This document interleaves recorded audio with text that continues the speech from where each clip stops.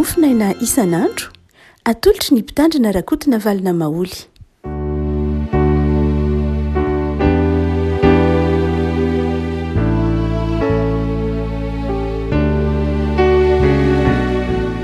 fa miarabantsika rehavako malala tratra ity sabotsy fahavalo ny volana jolay ity.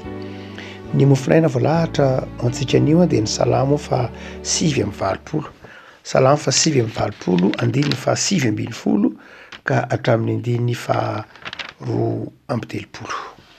Amin'ny anaran'i Jesosy no makitsika ny teny. Tamin'izany ny olonao masina dia nilazanao tamin'ny fahitana hoe nametraka famonjena tamin'izay mahery ary nanandratra ny anankiray voafidy tamin'ny olona. Efa nahitany Davida mpanompoko aho. Ny dilo iliko masina no nanosorako azy. Izy no omban'ny tanako, eny ny sandroko no ampahery azy. Tsy hamitaka azy ny fahavalo ary tsy hampahory azy ny ratsy fanahy. Fa handripaka ny fahavalony eo anoloan'ny tavany sady hamely izay mankahara azy. Ny fahamarinako sy ny famindram-poko omba azy ary ny anarako no isandratany-tandrony dia ampitoetra ny tanany amin'ny ranomasina ary ny tanany ankavanana amin'ny ony. Izy iantso ahy hoe raiko ianao, Andriamanitro sy vatolampin'ny famonjena, ary izao kosa anao azy ho lahy matoa ambony indrindra amin'ny mpanjaka ny tany. Hitahiry ny famindram-poko azy mandrakizay aho ary ny fanekeko ampaharetiko aminy. Ampaharitra ny tanàna no mandrakizay aho ary ny seza fiandriana no tahaka ny faharetan'ny lanitra. Raha mahafoy ny lalako ny zanany ka tsy mandeha araka ny fitsipiko, raha ny teniko no ataony ho vavitavitana ary ny didiko no totandremany, dia ovaliako tsorakazo ny fahadisony ary kapoka ny elony. Ray masina, manamasinana ny fahamarinana ny teninao ny fahamarinana. Amen. Mikasika ny Davida mpanjaka ity salamo fa 7:20 ity, ny tantaran'Andriamanitra, ny fiainan'i Davida, ny fanekena ny fanaovan'Andriamanitra tamin'i Davida sy ny nampandresen'Andriamanitra azy tao amin'ny fiainany no asehon'ity salamo fa 7:20 ity. La somary miverina kely amin'ny lesona isika lahady isika ka manompo maso hoe iza moa Davida. Davida dia faralahy tamin'ny zanak' Jese, ary satria farany izy dia tsy noheverina hoe handeha lavitra tahaka ny zokony. Ny zokony dia niatrika zavatra sarotra miaramila tamin'ny andron'ny antikité. Zany miaramila zany tahaka ny Davida, tahaka n'ireo zokony Davida dia ho lazo anterana, matanjaka, salama. Fa Davida kosa faralahy dia ilainy heverina ho malemilemy, ilainy heverina ho narovana ary tsy nalefa tany amin'ny ady akory ary, fa dia niandriondry tany an-tsaha, heverina ho tsy de tena afaka anahoana loatra amin'ny hoe lafy ny fitanjaka. Kanefa dia izy no nofidian'Andriamanitra ho mpanjaka. Tsara tarehy izy no filazan'ny bokin'ny Samoela azy, mena volo sady tsara tarehy, ary nahay zava-maneno, mpiteny zava-maneno, Davida nofidian'Andriamanitra ho mpanjaka. Tsy de tena hoe zay toetra zay loatra akory nofidian'Andriamanitra azy, fa lay toe-panahin'i Davida mihitsy, lay fahalemem-panahin'i Davida mihitsy, lay raha tsorina dia lay fahasoavan'Andriamanitra atao amin'ny Davida no nifidy azy ho mpanjaka. Davida dia nandimby an'i Saoly. Tamin'ny andron'ny Saoly dia efa somary miparitaritaka be ihany ny fanjakan'i Israely.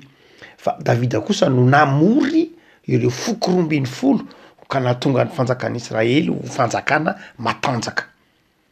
Somary mpanjenjena ihany ny foko tamin'ny andron'ny Saoly, indrindra tamin'ny andro vanim-potoanan'ny mpitsara, somary manjenjena, mbola nivelona tamin'ny fifindrafindramonina, fa tamin'ny andron'ny Davida kosa vao nanomboka ho tonga sédentaire, zany hoe nanomboka ho maro toerana tamin'ny toerana anankiray ny fanjakan'i Davida. Zany hoe talohan'i Davida dia marina fa efa nisy ihany ny lapa, fa somary mbola nandalo zavatra sarotrarotra kely ny firenena. Fa rehefa nitondra kosa Davida dia nanana vision, nanana vina matanjaka tsara Davida dia zao hoe ho tonga firenena matanjaka. Ny vinan'i Davida dia ny hoe ho tonga firenena matanjaka ny firenena Israely. Ary Andriamanitra dia ny andany taminy tamin'izany hoe ho tonga firenena matanjaka zany ny Israely. Raha toa ka mamaky tsara ny fomba fijerin'i Davida tsika hoe ahoana moa no mahatonga ny firenena anankiray matanjaka. Farafahakeliny amin'ny fijerin'i Davida dia misy zavatra 3 na 4. Ny voalohany dia zao, manompo an'Andriamanitra velona izy. mahatonga ny firenena ho matanjaka de zao izy manompo an'Andriamanitra velona ary tsy mivadika amin'ny fanekena tamin'Andriamanitra. Zay na Davida ny Davida dia na inona zavatra nylalovany de zao tsy niova mihitsy ny finoany an'Andriamanitra, tsy mba azo ny fakapana na kely akory ary Davida nanompo sampy.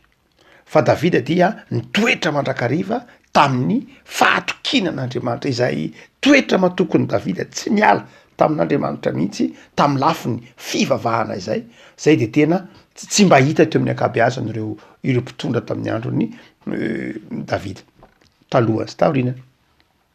Fa ny faharoa ny firenena matanjaka tamin'ny Davida zao tsy maintsy ho firenena izay manana ny tany mazava tsara, manana tany honenana tsara, ary dia tsy nitsahatra nanitatra ny fanjakany Davida, tsy nitsahatra nandamina anana ilay tany zay nampanantenan'Andriamanitra ny tany Kanana, de tsy navelany Davida mihitsy nonenany reo firenen-kafa, tsy navelany Davida nonenany firenen-kafa fa nitoeriny Davida ireo firenena zay nisongona na nipetraka teo amin'ny tany zay efa nampanantenaina hoe an'ny taranak'Israely.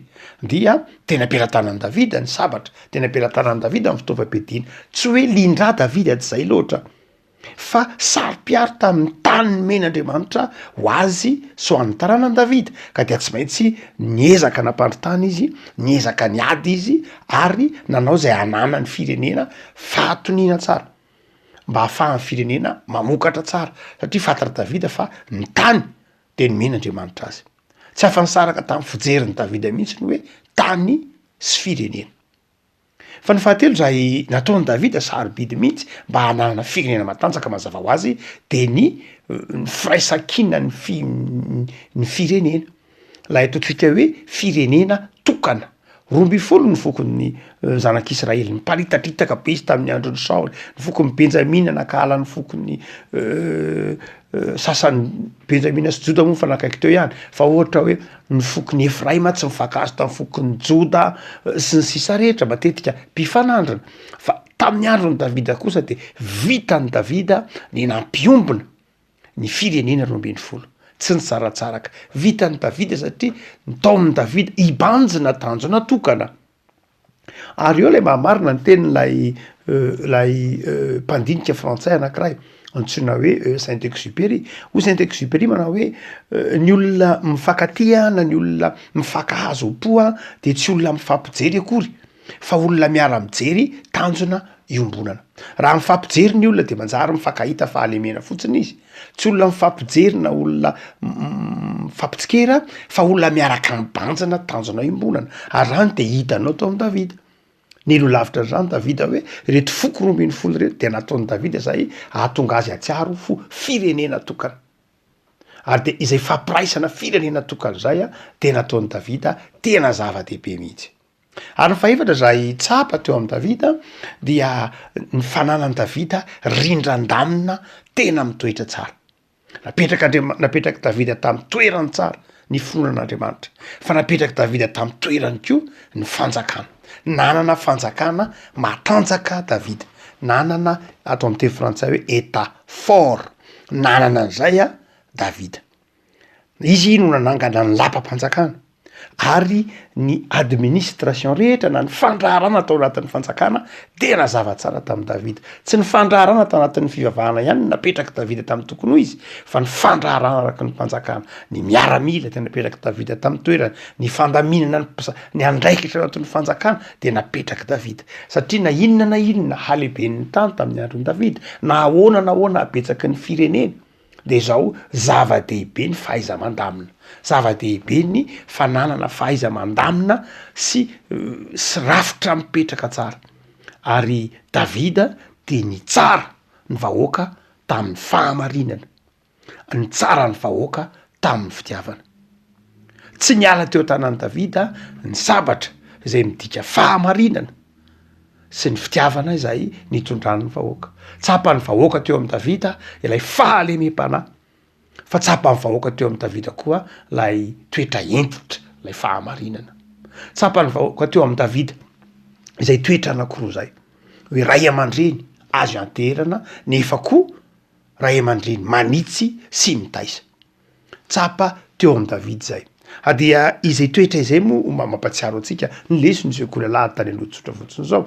30 taona Davida nanomboka nitondra ty atsika am'boka Samuela faratoko 5 30 taona Davida no nitondra ary 70 taona izy no nijana 40 taona no nitondrany Davida ny fireneny Israely.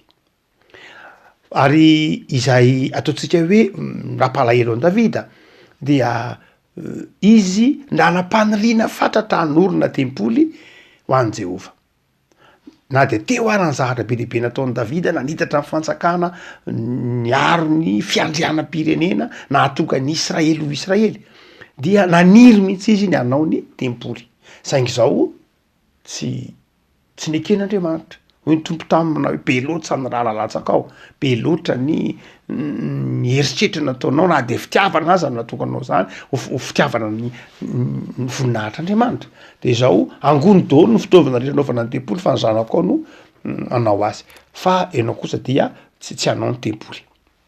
Alahelo Davida dia somary efa tsy nandeha intsony izy nidary tafika, nijanona tao an-dapana izy ary io moa mampamarina an'ilay teny fifoasana manao hoe rehefa tsy miasa ny olona de meny ny devoly asa, rehefa tsy miasa ny olona ka mikamy miasa de amirona ny devoly asa. Ary satria Davida somary tsy nandeha intsony izy atsika aty amin'ny fahalehibiazana efa tsy nandeha intsony izy dia navela ny miaramilany sy ny jeneraly nitatafika tany ary izy kosa tsy niasa fa dia nijanona tao an-trano ary tao am-pijanona tao an-trano tao izy no azo ny fakapana ho tsika zay nyfakapana tamin'ny Batseba vadiny Oria ary nahatonga azy jangajanga tamin'ny Oria vadiny Oria zay natsoina hoe Batseba ka nahatezitra an'Andriamanitra.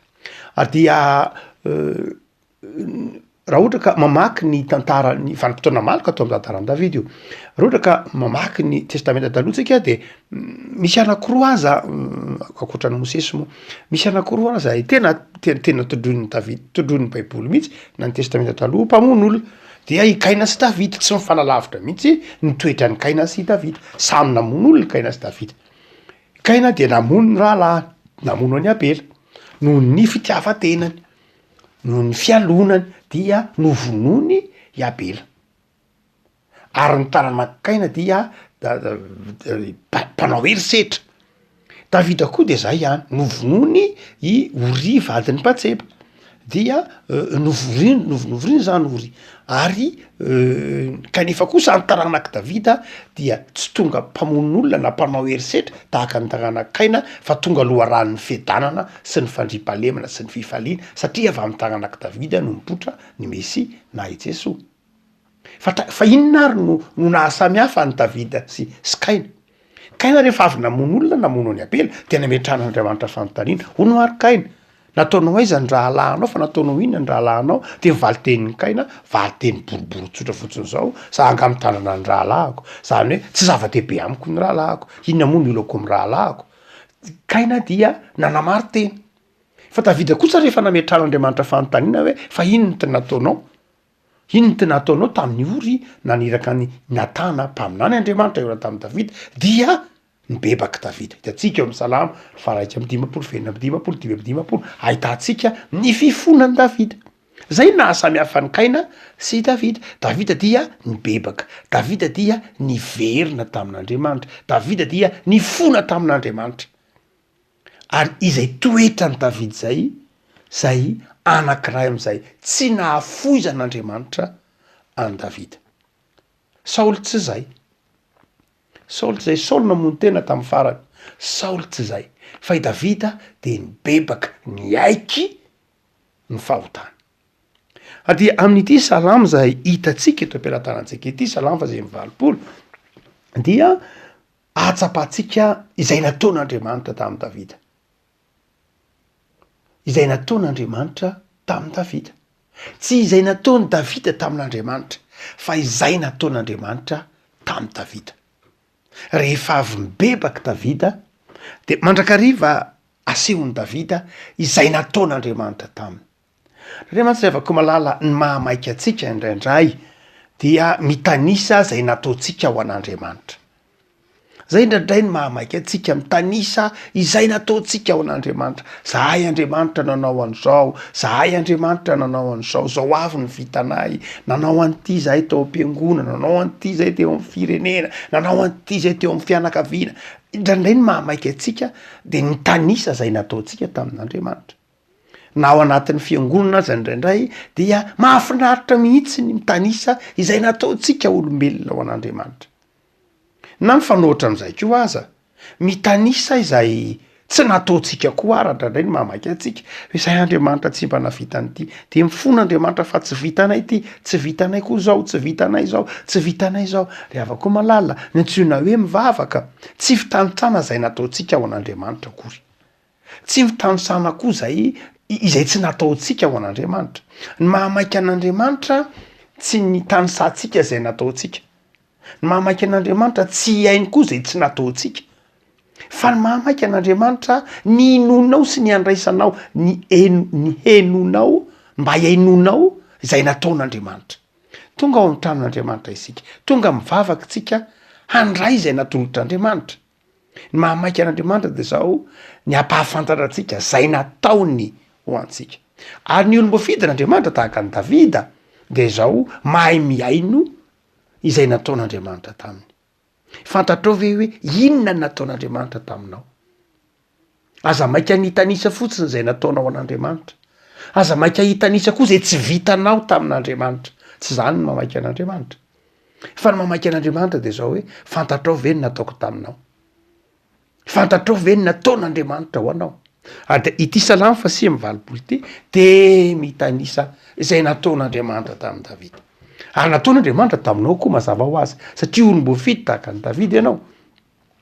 De hoy izy manao hoe ny diloiliko masina no nansorako azy. Ny teny hoe kristianina zay mitondra ny anaran'i Jesosy Kristy, Kristos, de voaositra no heviny. Noho zany rehefa kristianina ianao de aza adinoina fa voaositra zay. Voaositra aza mieritreritra manao hoe mpirehetra ihany ny voaositra, mpitandrina ihany ny voaositra, mpiandry ihany ny voaositra. Ny kristianina rehetra ny voaositra. Mitondra ny ositra daholo isika kristianina rehetra. Ary tsy osotr'olombelona zany fa ositr'Andriamanitra. Ary Andriamanitra de miteny an'izany, ny fanahy masina no ositra ny tomboka se ato anatisika. Inona nataon'Andriamanitra anao? Nosoran'Andriamanitra ho tonga zanany ianao. Ary hoy ny filazan'ny soratra masinazy hoe mbola hitsara anjely ange isika ny orinany. Olom-boaositra ianao fa tsy olom-boaozina akory sanatrian'izany. Fa de misy olona mieritreritra hoe zay tony angamba voaozina ka andeha hanapaka ozina andeha any an-tendrombohitra, andeha hanapaka ozina andeha ary de mitady an'izao sy n'izao hanapaka ozina. Fa efa voaositra ianao. Aza manaiky rebireben'ny olona hoe ka mandeha maka-ry hone tsy tapaka hony ozina fa zao nataon'ny ny dadibe tany aloha tany, zao nataon'ny bebe tany aloha tany voaozina. Tsy zany ry avako malala. Maty foany Kristy. Raha tsy tapaka atao amin'ny hazo fijalian'ny Kristy ny ozina. Raha avantany vita batisa ianao, raha avantany mpandray fanasan'ny tompo anao, raha avantany nandray ny Jesosy tompo sy mpamonjy ianao, de voaositra ianao, efa tapaka ny ozina. Fa tsy vao ndeha hitady menaka ariva eo sorana an'izao, atsoboka anaty menaka sa atsoboka anaty rano sa atsoboka eny an-tendrombohitra tsy fantatra tsony. Fa tsy zany ry avako malala, voaositra ianao tenin'ny Davida io. Manao hoe ny diloiliko masina na nysorako anao. Inona moa ny diloilo masina? Inona na nysoran'Andriamanitra anao? Ny sakramenta. Zay raha teo ny dikany teny hoe sakramenta, fahasoavana.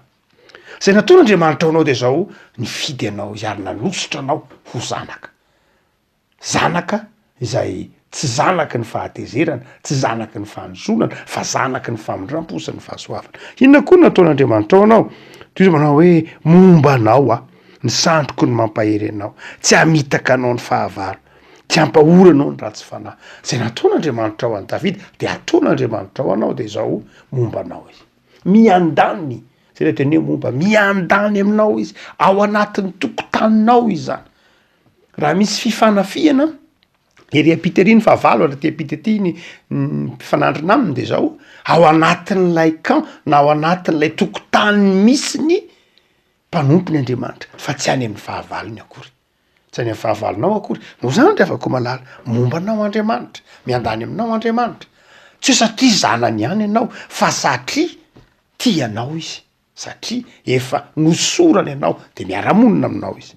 Zany de afaka manala tsy nataon'Andriamanitra ho an'ny Davida ihany fa ataony ho anao koa. Zay de nataon'Andriamanitra. Inona nataon'Andriamanitra ho antsika? Nataony hoe zanantsika de momba antsika izy. Ary ho ihany ny filazany azy manao hoe iantso ahy izy de ataony hoe raiko ianao Andriamanitra sy vatolampy ny famonjena. Zava-dehibe nefa n'zany hoe Andriamanitra miaino zany. Salamo de zao miteny izy manao hoe tsy ny sampy nge manatsofona fa tsy miaino, manambava fa tsy miteny, manatanana fa tsy mandray, manatokotra fa tsy mandeha. Fa ny Andriamanitra ao, Andriamanitra miaino anao. Inona nataon'Andriamanitra ho anao ary? Miaino anao izy. Ny fiainon'Andriamanitra anao de midika fanasitranana ho anao, midika fahatoniana ho anao, midika fifaliana ho anao. Ka inona ny tadiavinao mihoatra zany? Davida raha nitahina tamin'Andriamanitra de niaino Andriamanitra. Davida raha nifona tamin'Andriamanitra de namela Andriamanitra. Davida raha nangataka tamin'Andriamanitra de nanome Andriamanitra. Davida raha nitaraina tamin'Andriamanitra de nitsetra Andriamanitra. Inona nataon'Andriamanitra ho anao? Manatsotra sofina izy, manatsotra tanana izy mba hiaino sy handray anao. Fantatrao ve zany zavatra nataon'Andriamanitra ho anao zany? Fa nataon'Andriamanitra ihany koa de hoy izy manao hoe hitahiry ny famindram-poko mandrakizay a. Mampaharitra famindram-po Andriamanitra.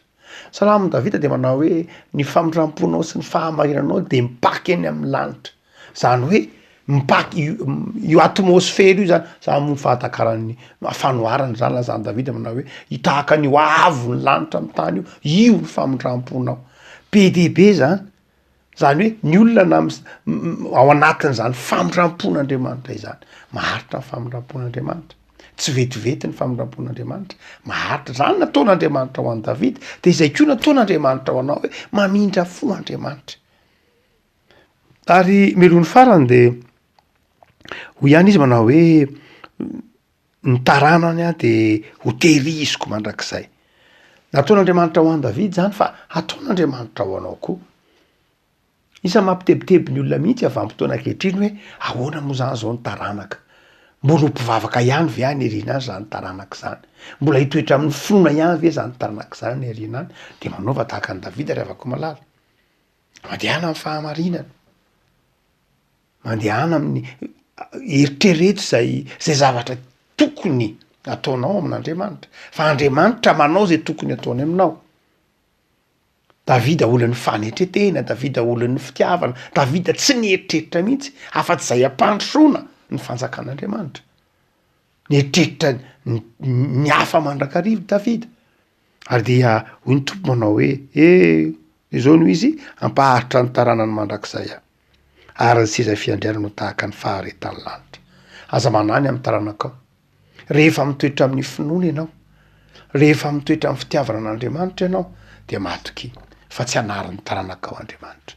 Tompo teny aza mandrakariva hoe taranaky ny marina de tahiny, taranaky ny marina de arovan'Andriamanitra, taranaky ny marina de tsy maintsy ampamirapiratinaN'Andriamanitra, taranaky ny marina de maharitra mandrakizay. Ny olana de zao toetra am'zany fahamarinana sy fitiavan'Andriamanitra zany fa isika tahaka ny Davida. Ary ny farany rira de amin'ny andininy fa 1:30 sy 2:30 de manao hoe Andriamanitra de mitaiza. Zay ataon'Andriamanitra atsika de Andriamanitra de mitaiza. Izy manao hoe hovaliko ny tsorakazo sy ny fahatsony ary ny kapoka ny elony. Andriamanitra de mitaiza ny dikany io. Fitiavana ny taizain'Andriamanitra atsika.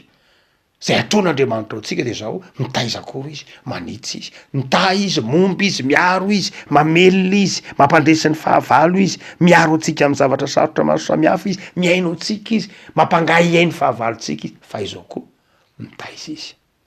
Ary raha andriavako malala ny hafaty Jesoa. Jesoa moa de efa niteny an'io ao amin'ny Jaona 10 raha niteny manao hoe izaho ny mpiandry tsara. Zay mampitany ny amin'ny Davida Andriamanitra amin'ny alalan'i Jesoa fa izy le mpiandry tsara. Noho zany de aoka atoky azy sika. Hoy Jesoa niteny manao hoe zaho avy sady hanana ny fiainana no hananany be dehibe, hananan'izy io, hananatsika fiainana sady hananatsika be dehibe. Lay Jesosy Kristy tompo zay mpiandry tsara ny hitahiry anao ary manana fahatokina any Jesoa, manana fahatokina an'Andriamanitra fa izy le mpiandry tsara. azonao ianterana. Tianao ivavaksika tompo am'sotranao zahay noho ny amin'ny teninao zay mampatsiaro zay ataonao amin'ny fiainanay isan'andro, mampatsiaro zay itehirizanao anay amin'ny fiainanay isan'andro. Ho any amin'iza moa zay tompo, ao aminao ihany misy ny fiainana mandrakizay, ao aminao ihany misy ny fifaliana, ao aminao ihany no misy ny fandresena. De meteza tompo hitoetra mandrakariva ato anatinay, arovo zahay, mitondra ny osotrao zahay satria zanakao, mitafy ny fahamarinanao zahay satria novidinao tamin'ny ran'i Jesosy zanakao, ary vavolombelonao zahay satria ampitoerinao aty anatinay ny fanahinao masina, de terizo ny fahamasinana hatrany zahay. Jereo ny asanay isan'andro, misaotra ny amin'ny herinandro mifaranay ity, fa teo akirany mandrakariva ianao nampahery ny anitra nomba, ary tsy nampitovy anay tamin'ny zanako zao tontolo zao fa namelona sy nikarakara. Vavak'izay tompo andro marary sy trano, reo mananady am-panahy, ampaherezo, de mitoera ato anatiny mandrakariva tompo amin'ny alalan'ny fiadananao zay tonon'ny Jesosy zanakao malalanao anay hoe ny fiadanako navelako ho anareo. Manomboka herinandro vaovao zay tompo, de mametraka izany sady eo am-pelantananao. Misaotra Jesosy. Amen.